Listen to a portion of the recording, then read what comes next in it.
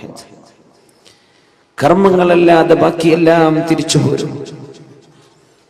ഭർത്താവിന്റെ കൂടെ മയ്യത്തിന്റെ കൂടെ ഖബറിൽ കിടക്കാൻ ഒരു പെണ്ണും ഒരുങ്ങാറില്ല. മരിച്ച ഭാര്യയുടെ കൂടെ ഖബറിൽ ഒരു ഭർത്താവും ജീവനുള്ള ഒരു ഭർത്താവ് പോയി കിടക്കാറില്ല. എല്ലാവരും തിരിച്ചു പോരും.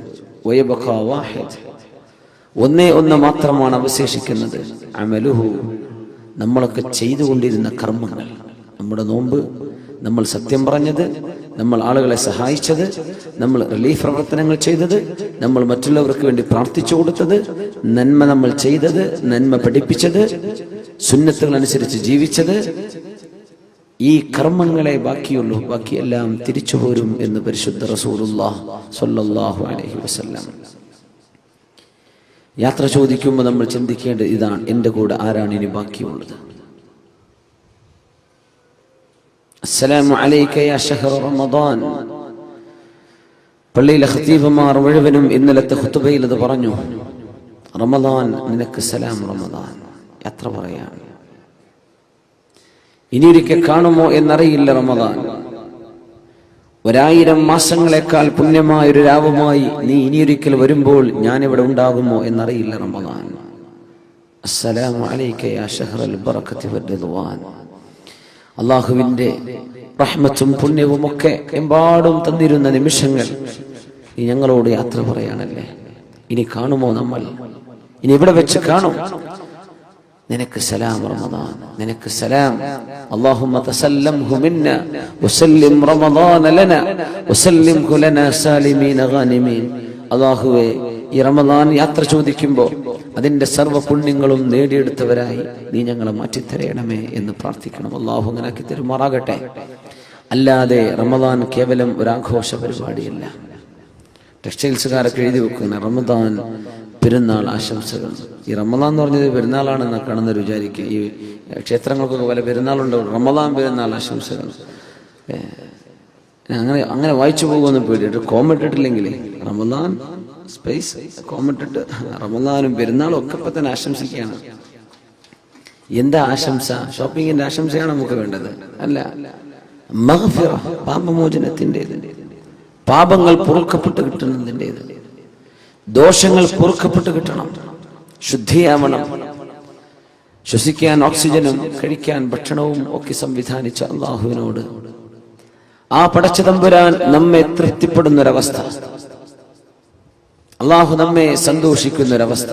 റളിയല്ലാഹു അൻഹും വറളൂ അൻഹു ദാലിക ലിമൻ ഖശിയ റബ്ബഹ്.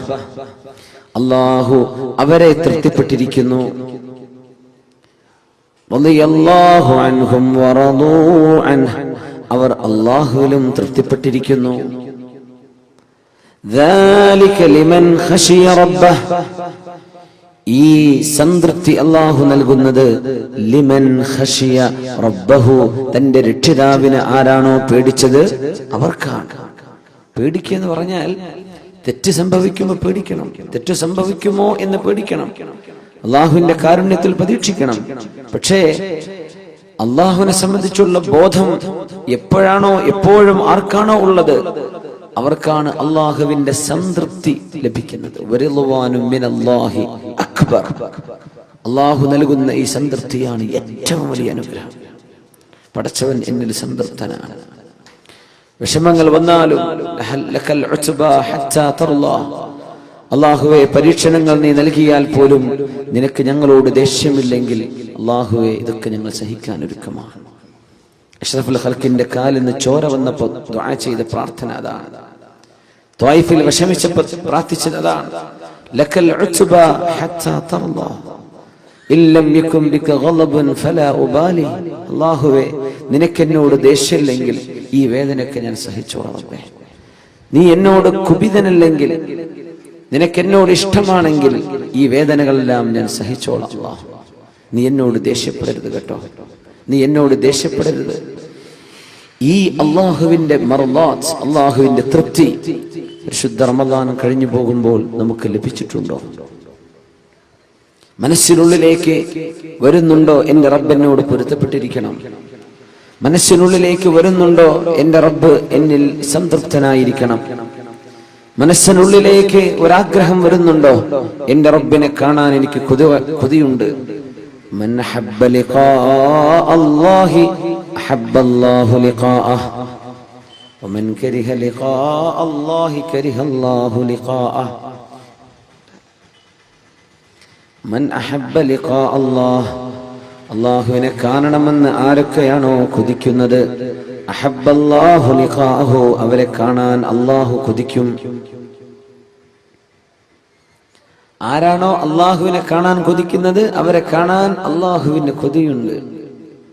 വമൻ കരിഹ ലിഖാ അല്ലാഹി കരിഹല്ലാഹു ലിഖാഅഹ്, അല്ലാഹുവിനെ കണ്ടുമുട്ടാൻ ആരാണോ വെറുക്കുന്നത് അവരെ കാണാൻ അല്ലാഹുവിനും വെറുപ്പാണെന്ന് റസൂലുള്ളാഹി സ്വല്ലല്ലാഹു അലൈഹി വസല്ലം.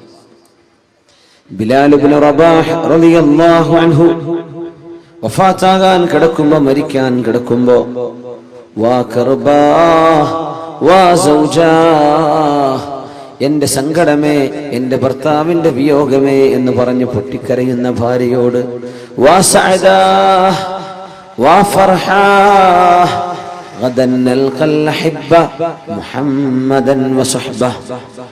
എന്തിന് പെണ്ണെ നീ കരയണം? ഭർത്താവ് പറഞ്ഞു കൊടുക്കുക ഭാര്യയോട്, നീ എന്തിനായി കരയുന്നത്?